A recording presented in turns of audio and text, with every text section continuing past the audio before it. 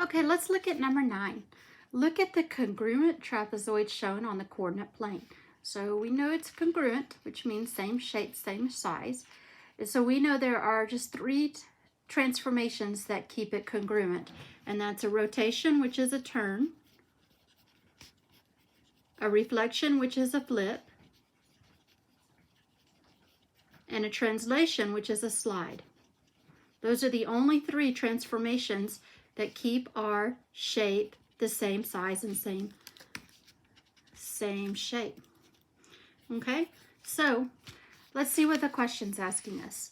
Describe the transformation and write the algebraic rule used to create trapezoid QRST from trapezoid ABCD.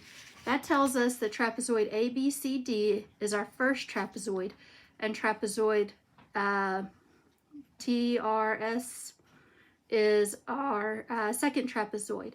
And if we're not sure, if we can't figure out which one it is from just looking at it, we can use our patty paper to help us, okay? And so I'm going to use my patty paper, and I'm going to draw my first trapezoid.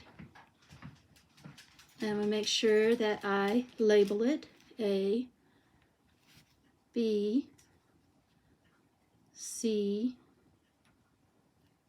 Where is C? Is it over here? I can't tell, so I'm going to lift it up to C. Nope, C is right here. And D. That's important because I need to know where the QRST is, right? And so the Q is going to be the new A. And the R is going to be the new B. And the S is going to be the new C.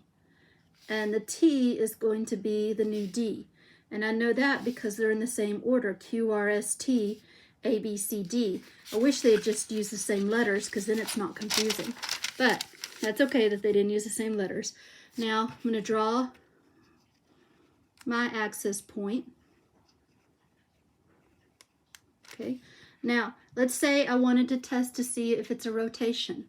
Okay, so I can rotate it across my axis, and it looks like it would be a rotation all the way to the other side. Oh, I didn't do that right. Okay, let's try it again. Rotate it. Here's 90 degrees. Here's 180 degrees. Here's 270 degrees. And look, it can't be a rotation because it would flip it around completely. All right, so rotation, definitely not. Now let's test to see if it is a reflection, which is a flip. So I have I did not do a very good job of drawing my axis, did I? Let's try that again. Okay, so I have my axis, and now I'm just going to flip it. And to see if that matches. And you might think, yeah, it matches. But then the big important thing is we got to make sure that it matches with our coordinates. So this one right here is my coordinate B. No, it's my coordinate C, which should match my coordinate S. Let's see if it does. No. That's R.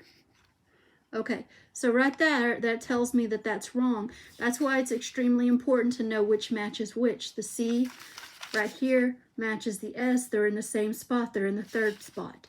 And since when I flipped it, it didn't match, then it is not correct. It's not the same spot. Okay, so it's not a flip either.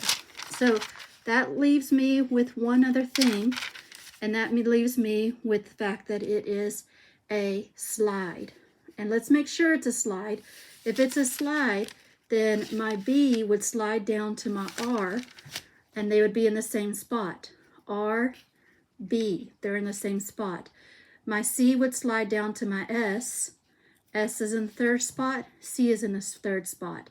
My A would slide down to my O, or my Q.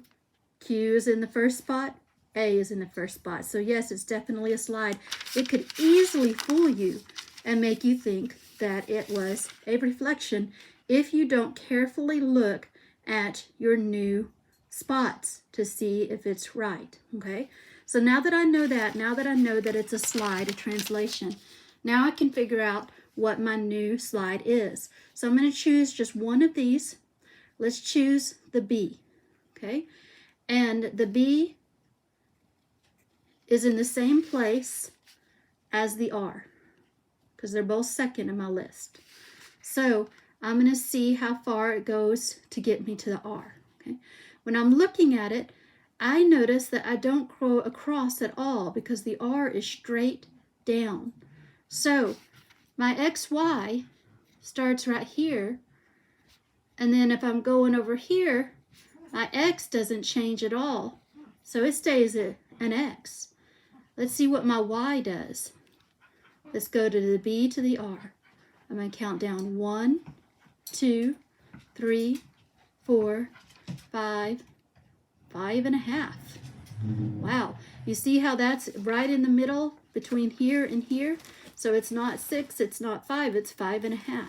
So my Y, and I went down, my Y is minus 5.5. Do y'all remember what 5.5 is in decimal form?